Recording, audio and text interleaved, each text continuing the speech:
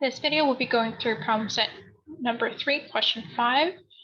So taking the question from Top Hat and adding it into your worksheet so you can easily reference it. So you are the Etobicoke School for the Arts, and you are planning a special children's production of Aladdin McFadden at the CAA Theater for 6 performances during March break. The rent for the CAA Theater is $8,500 per night. So that would be a production expense. So to figure out the total, so it's $8,500 per night. Then going back to the question, we are looking for a total of 6 performances, so 6 nights. And to calculate the total, we would just be multiplying these two variables together. So taking this variable multiplied by this one, that's going to give you the total amount for the rent for all of the performances. And then we also have building improvements of $2 per paid ticket. So that would be a source deduction.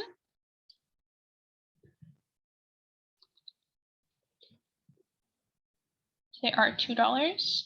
And then we don't have the ticket sales yet, but we will be calculating the total here. So we can just input that for now. And then to calculate the total, we will just be multiplying those two variables together.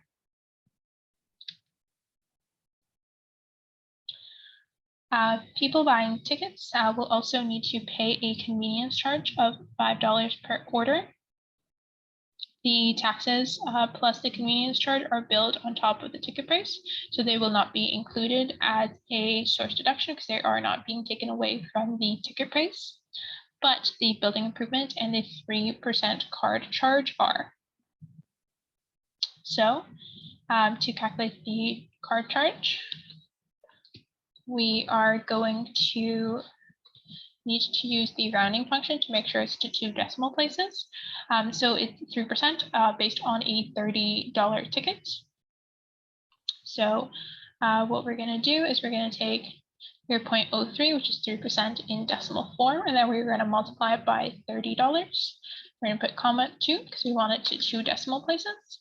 And then we can just move this formula down. Once we know the unit prices, the total units, we can add that in to the formula. Based on last year's March break performance, you are expecting 600 tickets per performance. So we are expecting a total of 3 performances for 600. So to calculate the total number of tickets sold, we would take 600. And then multiply by 6 because we are doing 6 performances. And now we can take that and also input it here.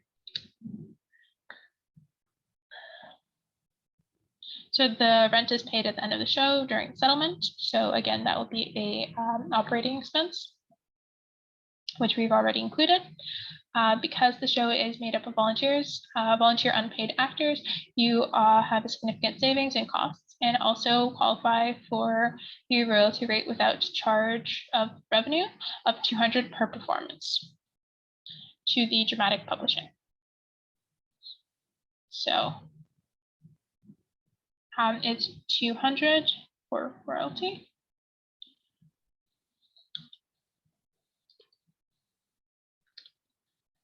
$200. Again, we have 6 performances. So we can use the same formula and just drag it down. To develop the show, you spent $10,000 building the set and $5,000 in wardrobe. So that will happen before the event. So it will be a pre-production. So set and wardrobe are equal to 10,000 for the sets, and then plus the 5,000 for wardrobe. And that'll just be 1. So you just need those, and then we can just multiply those two together to get the total.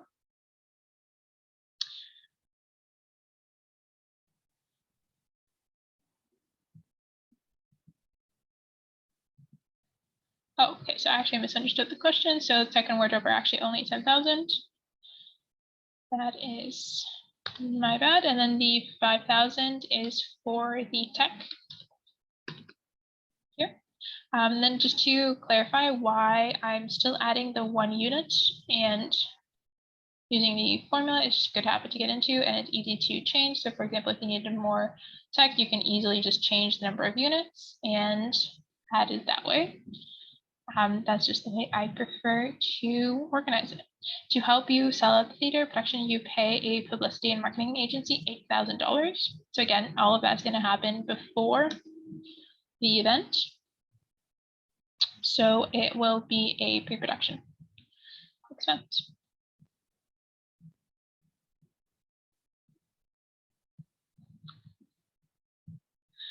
All these costs for your for royalty and marketing will occur regardless whether an event is happening or not. So with that in mind, the royalty that we put into operating is actually non-operating because it happens regardless if the event happens or not. So it has to go before. And the reason the tech is also before the event because it's the tech for the rehearsals, which again happened before the show. For each of the 6 performances, you will have house costs for usher and security and stagehands for $3,000. Usher, $3,000.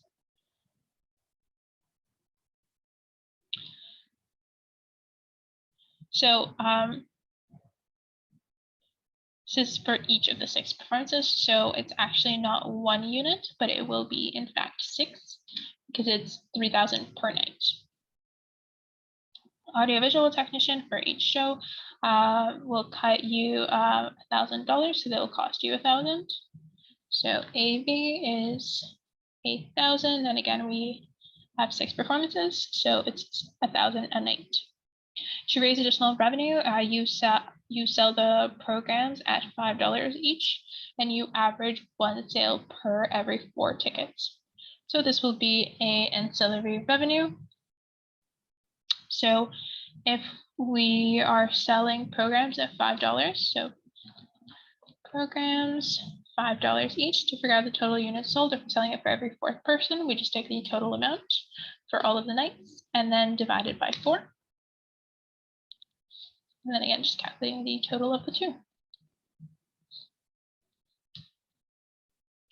So now going through all this, we can just add all of the sums to calculate the totals for everything. So we can't calculate these because we don't actually know the revenue.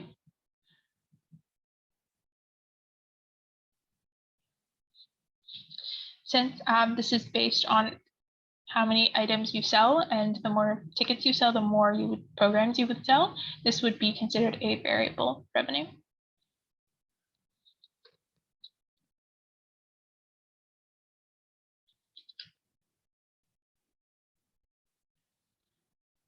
And then all of these would be fixed expenses because they don't change depending on the amount of attendees you have. I'm just adding all of the expenses together. And then again, we can't calculate the net profit because we don't have the total revenue from ticket sales.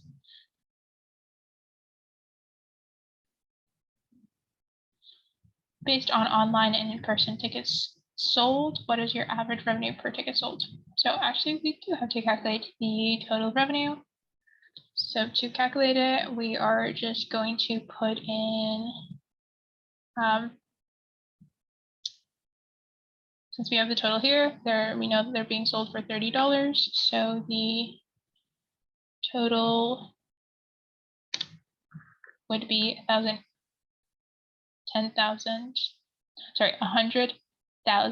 out and 8. So now we can calculate the gross box office. And then the average revenue per ticket, which we can just take the, we can take the gross box office receipts and then divide it by the number of tickets to get the average per ticket. So Average revenue per ticket sold would be $27.10. And just to make sure that this is accurate and to the cent, I'm actually going to add a round function to make sure that it is to the 2 decimal places. What is the total pre-production expenses? So we can find those right over here. So it's 24,200. And then the total expenses are farther down. They can be found right here, which is 99,200. And then for the last question, if your goal was to break even hosting this event, would you host this event? So first we have to figure out the total event revenue, combining the gross box office as well as the ancillary revenue. And then we would take that amount, and then we would subtract the total expenses from it. We get a positive 2,860. So yes, if you wanted to break even, they did break even. Thank you so much for watching.